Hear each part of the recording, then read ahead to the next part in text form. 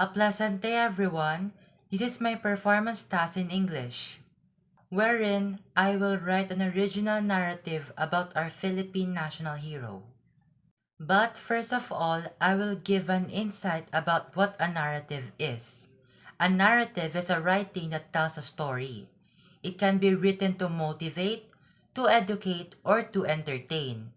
It can be both fact or fiction. A narrative titled Man of Courage, written by yours truly. On the moonlit night of Wednesday, June 19, 1861, a man named Jose Protasio Rizal Mercado y Alonzo Realonda, or popularly known as Dr. Jose Rizal, was born.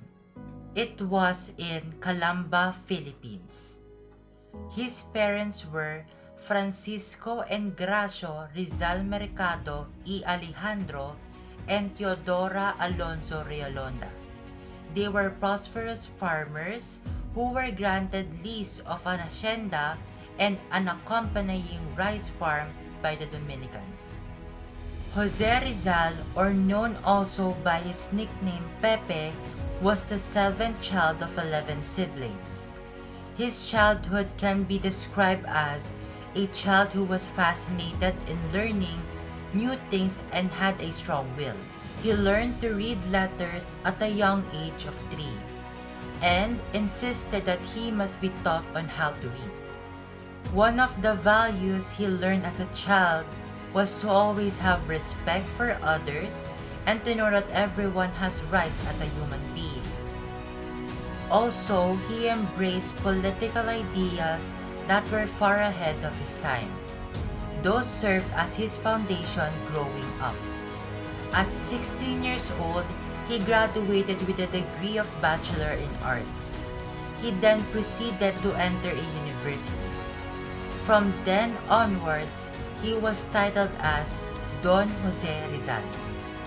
When he found out his mother's eye problem, he decided to switch from law to ophthalmology. And while studying in Madrid, Spain, he also attended lectures in the University of France and Berlin. While in Europe, Jose Rizal became part of a propaganda movement, connecting with other Filipinos who wanted reform against the Spanish invaders. He also wrote his first novel, which became very popular at that time. No Limitangere, or Do Not Touch Me, is a work that detailed the dark and agonizing aspects of Spain's colonial rule in our country, with particular focus on the role of Catholic friars.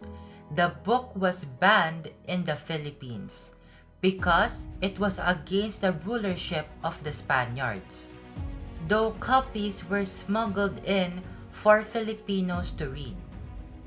Because of this novel, Rizal's return to his beloved country was at risk because he was already targeted by the police.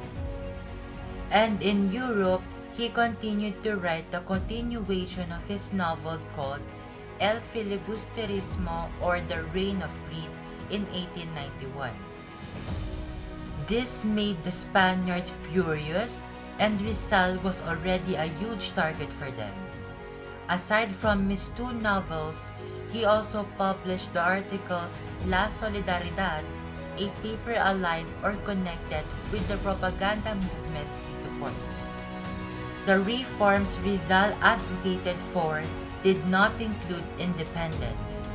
He called for equal treatment of the Filipinos, eliminating the power of Spanish friars and representation for the Philippines in Spain's parliament. Although he supported a peaceful change for our country in line with the Spaniards, Rizal was convicted of sedition and was executed by firing squad on December 30, 1896, at the age of 35. He will forever be remembered as a man with courage. He used his critical thinking and wide knowledge to help our country have equality. He was one of the people that helped free our country from colonizers and bring the truth to our Filipino brothers and sisters.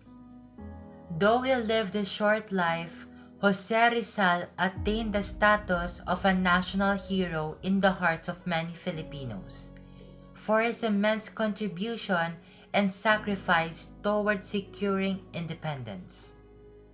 He was a remarkable man, full of courage and strength in many respects, and left his legacy in our hearts in a short period of time that he lived.